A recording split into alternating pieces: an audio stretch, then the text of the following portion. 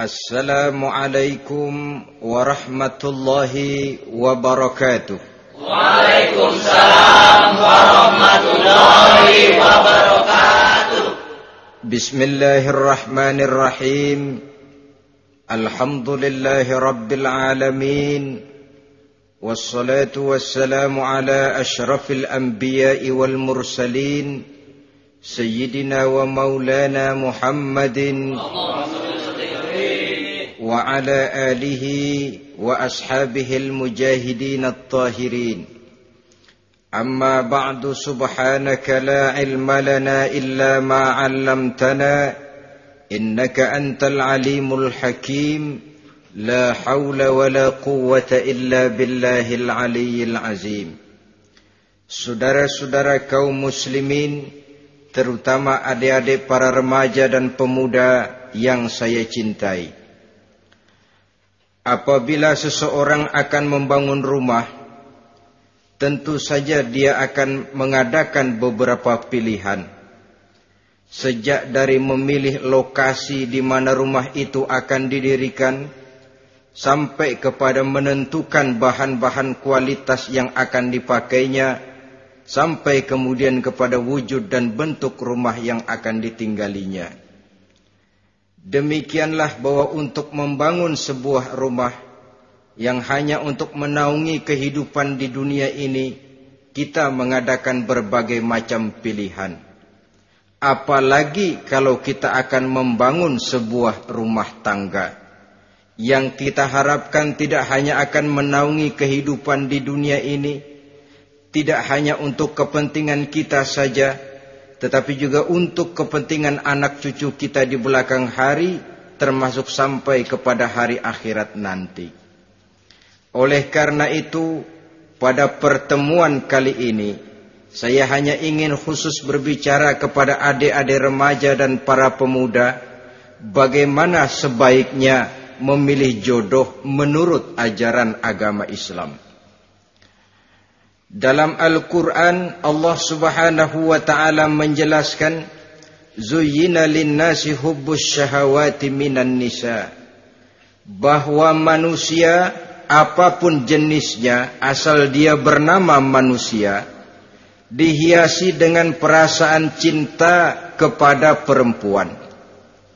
Jadi sejak dahulunya secara fitrah, laki-laki senang kepada perempuan, sebagaimana perempuan pun senang kepada laki-laki. Dihiasi rasa cinta ini dalam kehidupan manusia. Dan oleh karena adanya rasa cinta, berkembanglah segala macam persoalan. Sehingga seorang ahli cinta pernah berkata, cinta adalah 5 huruf yang membuat persoalan tidak akan pernah selesai. 5 huruf yang membuat persoalan tidak akan pernah selesai-selesai. Tetapi dalam kehidupan sehari-hari sering kita saksikan bahwa cinta ini bisa mendorong, memberikan motivasi yang baik, dan cinta ini pun bisa juga memberikan dorongan yang tidak baik. Oleh karenanya, apabila cinta itu ibarat setetes embun yang jatuh di bumi yang subur, akan tumbuhlah di atasnya aneka ragam bunga-bungaan yang harum semerbak, indah, mewangi, sedap dipandang orang, menebarkan rasa aman, damai, sentosa, dan begitu selanjutnya. Tapi jika cinta itu jatuh di hati yang gersang dan tandus, tidak ada yang akan dapat tumbuh di sana selain sirih memanjat batu, kuning daunnya, lemah gagangnya. Maka cinta yang semacam itu tidak akan memberikan dorongan positif kepada seseorang di dalam kehidupannya. Maka lebih dahulu kita akan membicarakan cinta dalam artian yang positif ini, untuk nanti sampai kepada perempuan yang bagaimana yang harus kita cintai, atau laki-laki yang bagaimana yang harus dicintai oleh seorang perempuan. Saudara hadirin yang saya hormati, cinta dalam artian yang positif, pertama, dia selalu mendatangkan keindahan. Yang kedua, cinta itu memberikan energi atau semangat untuk berjuang. Dan yang ketiga, cinta itu selalu membawa resiko dalam bentuk pengorbanan. Maka cinta yang positif pertama melahirkan keindahan. Disinilah orang memerlukan filter atau saringan. Sebab keindahan yang didasarkan karena cinta itu merupakan satu keindahan yang relatif saja. Boleh jadi karena indah orang jadi cinta, boleh juga jadi karena cinta segala sesuatu terasa jadi indah. Namun bagaimanapun juga, kalau hati sudah diliputi oleh rasa cinta, segalanya akan terasa menjadi indah. Cinta itu adalah keindahan. Yang kedua, cinta itu energi, melahirkan dorongan dan semangat. Yang lemah bisa menjadi kuat, yang takut bisa menjadi berani, yang jauh jadi terasa dekat. Itu semua karena dorongan cinta. Dan dari energi ini lahirlah yang ketiga, bahwa cinta adalah pengorbanan. Sehingga orang berkata, berani bercinta artinya harus berani berkorban. Takut berkorban, jangan bercinta. Kalau cinta ini kita salurkan kepada nilai-nilai agama umpamanya, yang pertama, cinta mendatangkan keindahan. Kita cinta kepada agama, maka apapun yang diperintahkan oleh agama akan terasa menjadi indah. Solat akan terasa menjadi indah. Puasa terasa menjadi indah. Zakat terasa menjadi indah. Jihad pun akan terasa menjadi indah. Persis kalau kita cinta kepada seorang gadis. Jika kita cinta kepada seorang gadis, apanya saja akan kelihatan menjadi indah. Jalannya terasa indah, lenggang-lenggoknya terasa indah, suaranya merdu padahal cemprengnya bukan main. Seluruhnya akan mendatangkan keindahan karena dasarnya sudah cinta. Cinta membawa kepada keindahan. Yang kedua, cinta itu melahirkan energi.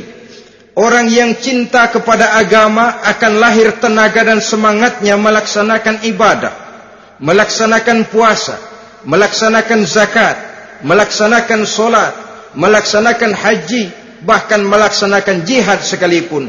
Cinta selamanya menimbulkan energi dan semangat. Sama saja dengan kita apabila jatuh cinta kepada seorang gadis, walaupun rumahnya jauh, katanya, gunung pun akan kudaki, lautan pun kuseberangi. Untuk apa itu? Untuk menemui apa yang kita cintai. Cinta selamanya melahirkan energi. Capek tidak terasa, lelah tidak terasa, semuanya tertutup oleh keindahan yang bernama cinta. Lalu yang ketiga, cinta membawa pengorbanan.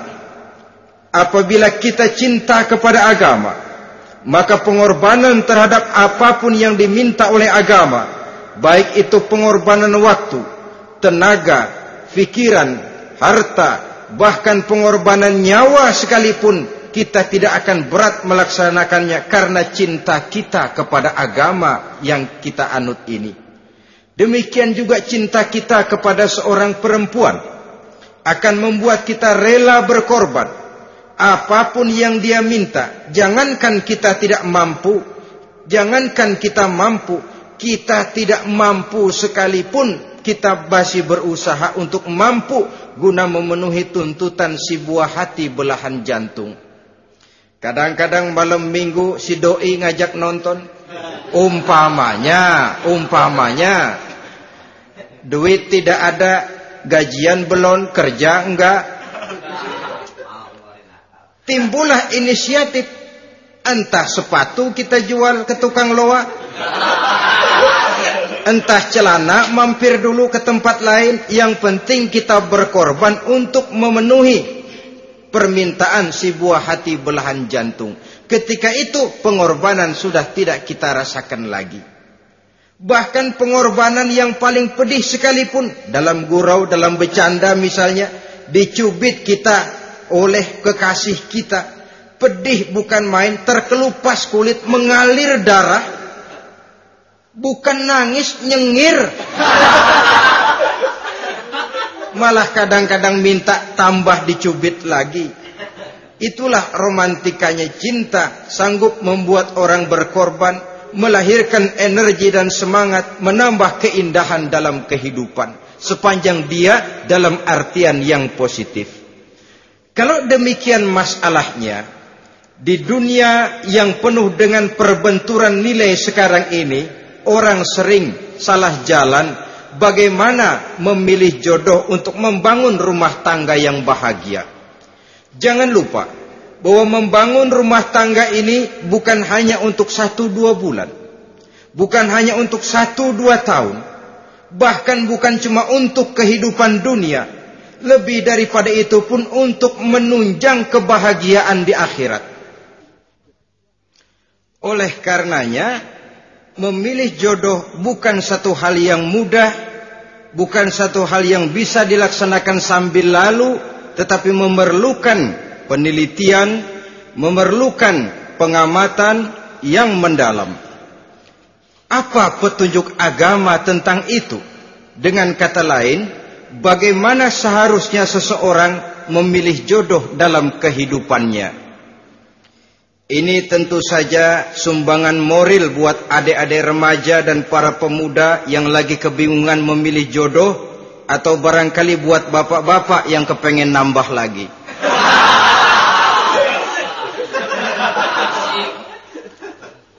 Mohon maaf kepada ibu-ibu, saya tidak menganjurkan, cuma ngajarin.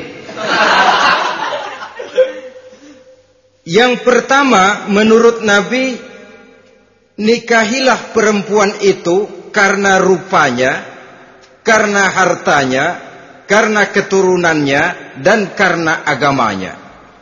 Ada 4 motif utama di sini. Pertama, memilih jodoh, lihatlah rupanya. Lagian siapa yang kepengen dapat jodoh rupanya nggak karu-karuan? Cari rupa yang cantik, indah, dan menawan.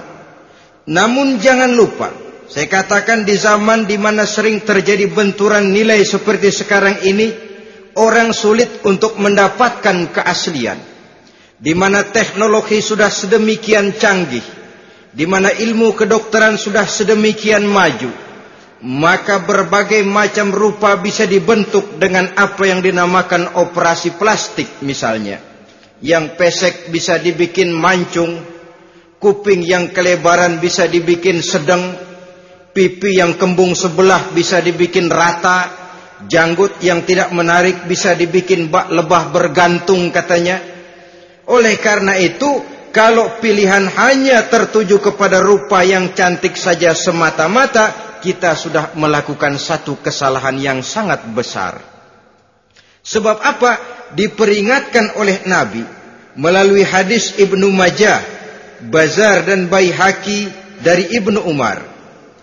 Janganlah kamu kawini seorang perempuan karena kecantikannya, sebab kecantikan boleh jadi akan mencelakakan. Jangan juga kamu kawini perempuan karena hartanya, sebab kekayaan biasanya akan mendatangkan kesombongan. Tetapi kawinilah karena agama dan akhlaknya, karena itulah yang akan membawa kepada kebahagiaan. Saudara-saudara kaum muslimin, terutama adik-adik remaja dan para pemuda, dikala usia puber, apalagi mata baru terbuka, awal balik namanya, remaja sering kehilangan filter. Pokoknya asal ngelihat rupa yang sudah lemot, denok, geboy, pikiran pun hanyut, malam terkenang, siang terbayang, tidur tak nyenyak, makan tak enak katanya, selalu terbayang wajah si doi. Dikala itu orang kehilangan pertimbangan bahwa rupa yang cantik kadang-kadang sering menipu.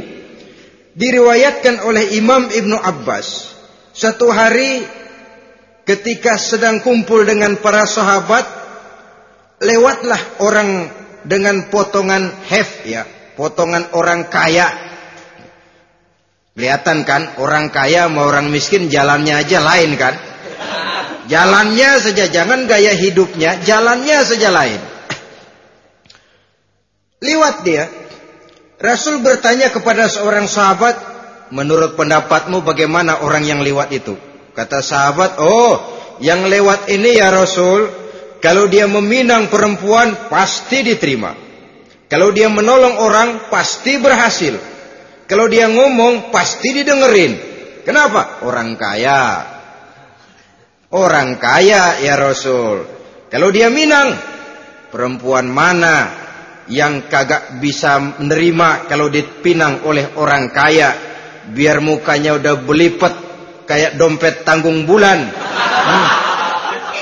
Kalau memang duitnya banyak, nggak kelihatan tuh muka yang belipet, yang kelihatan duit.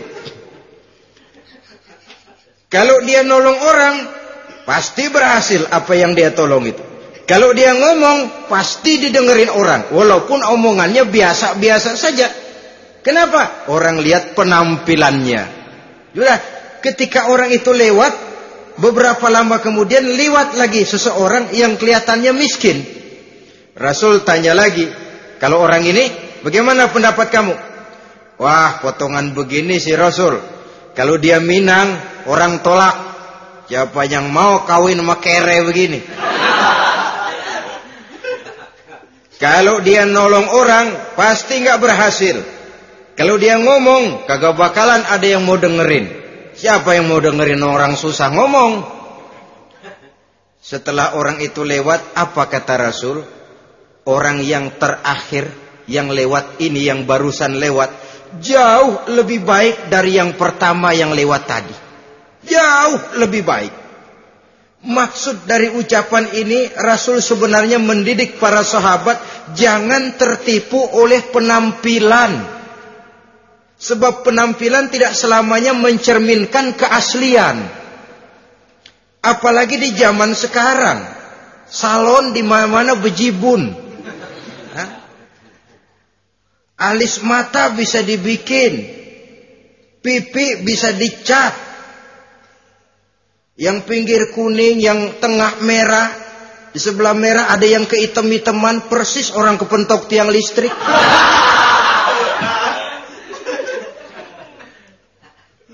Kecantikan yang artifisial, kecantikan yang bukan alami. Karena itu silakan saja cari yang cantik, tapi jangan terpaku sampai di situ. Sebab kecantikan di samping dia mudah berubah oleh pergeseran masa dan pertukaran waktu, ternyata penampilan tidak selamanya mencerminkan keaslian. Lain hari seorang sahabat pernah mengadu, "Ya Rasul, ada apa? Inna imraati la turaddu yadul lamis." Ya Rasul, istri saya tidak pernah menolak tangan orang laki yang menjamahnya, mengajak salaman kepadanya. Apa jawab Rasul? Ceraiin aja. Tapi hati saya berat ya Rasul, saya cinta betul sama dia. Ya kalau hatimu berat, jaga dia baik-baik. Nah, dari riwayat ringkas ini kita ambil satu perbandingan. Memang punya istri berwajah cantik itu kadang-kadang si malakama kalau imannya tidak kuat. Si malakama. Kita diemin aja, binal, makan hati, nggak aman, nggak tentram. Jangan-jangan saya berangkat ke kantor, dia ngompreng. Buah si malakama, seperti orang tadi, ya Rasul. Istri saya kelihatannya sebenarnya tidak negatif maksudnya ini, cuma bersalaman, tapi terlalu ngobrol. La turaddu yadul lamis, tidak pernah menolak orang yang ngajak salaman. Ya sekedar salaman. Tapi kan awalnya dari salaman. Kalau sudah salaman kan strum bisa ngederdet dari tangan situ. Kata Rasul sederhana saja. Ya kalau memang begitu ceraiin. Saya nggak kuat Rasul. Saya cinta betul sama dia. Kalau kau tak kuat berpisah dengan dia, jagalah dia baik-baik. Ajar, didik, tanamkan rasa keagamaan di dalam hatinya. Saudara-saudara kaum muslimin, jadi rupa yang cantik tanpa didasari oleh nilai-nilai agama akan membuat seorang suami di rumah tangganya seperti si malakama. Seperti berhadapan dengan buah si malakama kalau tidak diiringi dengan nilai-nilai moral yang luhur dan bekal agama yang tangguh. akan pergi jauh dari rumah rasanya tidak aman. Sedangkan di rumah saja siapa yang akan mencari nafkah? Dan begitu selanjutnya. Orang tadi jelas berhadapan dengan buah si malakama. Didiamkan, makan hati. Sebab, maaf, kalau seorang suami sudah tidak punya rasa cemburu terhadap istrinya, itu kan yang disebut dayus. Dan dayus itu, jangankan masuk surga, bau surga saja dia tidak dapat. Tapi cemburu dalam artian bukan cemburu buta, cemburu dalam artian yang wajar. Dia cemburu, akan dikerasi takut kalau istrinya minta cerai, sedangkan dia cintanya sudah kadung medok bener. Si malakama jadinya. Nah, ini juga satu riwayat yang memberikan gambaran kepada kita. Pilihan, silakan cari rupa yang cantik saja. Cari yang cantik. Tapi kalau itu dijadikan motif utama tanpa dasar-dasar agama, saya khawatir nanti rumah tangga kita akan berhadapan dengan buah si malakama. Jadi adik-adik remaja, usaha, ikhtiar, cari yang cantik, yang kira-kira nggak bosenin, supaya kita betah tinggal di rumah, supaya kita merasa ada tempat berbagi rasa, ada tempat kita bernaung.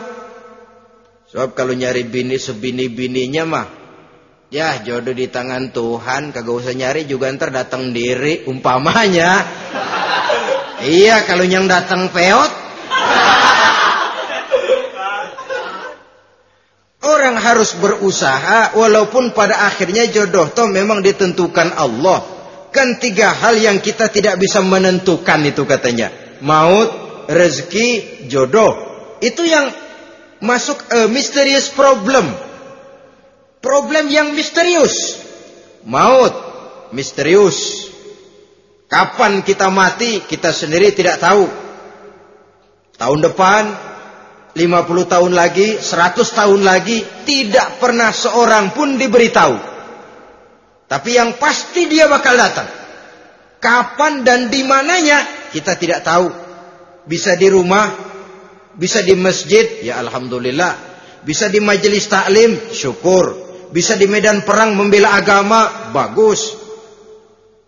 Pasti dia akan datang. Maut, mysterious problem. Sesuatu yang kita tidak tahu kapan datangnya. Rezeki, gitu juga. Sehingga orang sering bilang, rezeki katanya kayak bayangan. Kita uber-uber, dia lari. Kita diam, dia mah diam. Setengah mati kita uber-uber. Emang ukuran segitu, segitu aja. Begitu kita nggak ngapa-ngapain, datang yang bawain rezeki. Namanya rezeki itu mysterious problem. Kadang-kadang ngobek, sungsang, sumbol, udah segala tanah orang kita ukur-ukurin. Udah segala ngomong sudah nggak ada yang loh, terus udah buta. Tapi memang bayangan, kalau belum rezeki ya belum. Kadang-kadang nyari kode sampai tidur di kuburan. Belepotan tanah kuburan loh. Yang aneh lagi kadang-kadang orang gila ditanyain.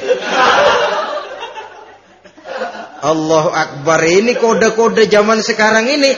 Sampai orang waras nanyain orang gila itu gimana itu. Ini sudah efek yang betul-betul negatif. Sudah jelas orang gila kok ditanya. Apa kira-kira yang nanya nggak lebih gila dari yang gila itu?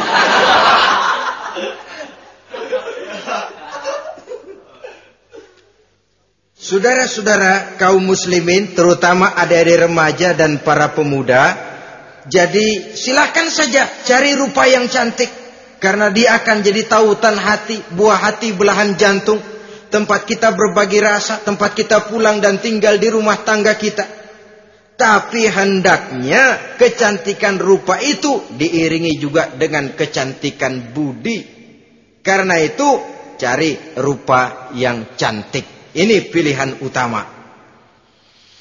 Yang kedua, kata Nabi, harta, cari yang kaya. Tetapi jangan lupa, jangan dijadikan pilihan utama. Karena kekayaan sering mendatangkan kesombongan. Apalagi kalau seorang pemuda mendapat istri orang kaya. hidupnya dimodali oleh istrinya, maka biasanya wibawanya sebagai seorang suami akan hilang. Akhirnya komando di tangan istri. Dikala itulah suami tidak lebih daripada prajurit yang taat kepada komando istrinya. Padahal menurut konsep Quran, ar-rijalu qawwamuna 'alan nisa, laki-laki diciptakan sebagai pembimbing bagi perempuan. Kalau nanti suatu saat terjadi benturan, sedangkan modal diberikan oleh istri, terjadilah pengungkitan. Kata istrinya apa? Lu jangan bertingkah, lu kan kawin sama gue modal lu kolor doang.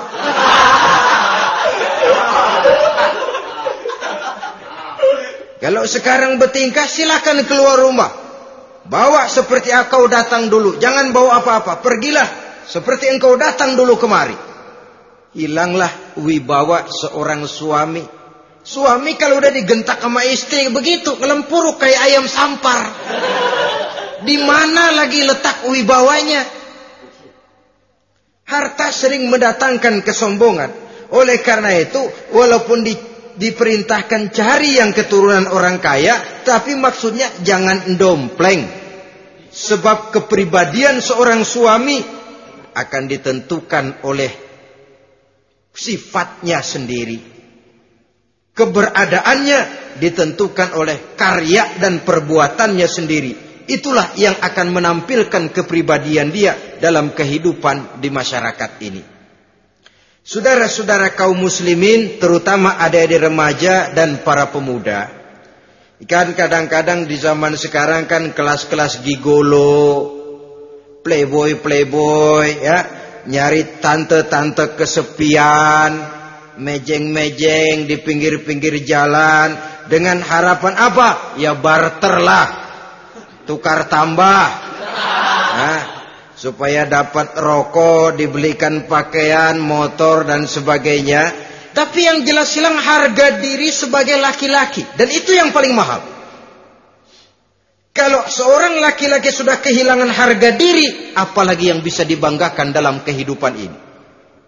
Apa artinya naik mobil kalau kepala tertunduk ke bawah? Apa artinya jalan di tengah masyarakat kalau kita tidak bisa menengadah dengan satu kebanggaan? Hilangnya harga diri merupakan kehancuran awal dari sebuah pribadi yang untuk jangka panjang kita tidak akan bisa lagi berbuat banyak. Tanpa harta orang memang sulit untuk bahagia, tapi harta semata-mata bukan merupakan jaminan bahwa orang lantas akan bahagia. Saya barangkali harus berkata, banyak orang miskin yang kaya, tapi tidak sedikit orang kaya yang miskin. Saya ulangi ini. Banyak orang miskin yang kaya, tetapi tidak sedikit orang kaya yang miskin. Nah, bagaimana pengertiannya? Orang miskin yang kaya, materinya sederhana, peralatan rumah tangganya sederhana, tapi hatinya kaya. Oleh karena hatinya kaya, jiwanya lapang.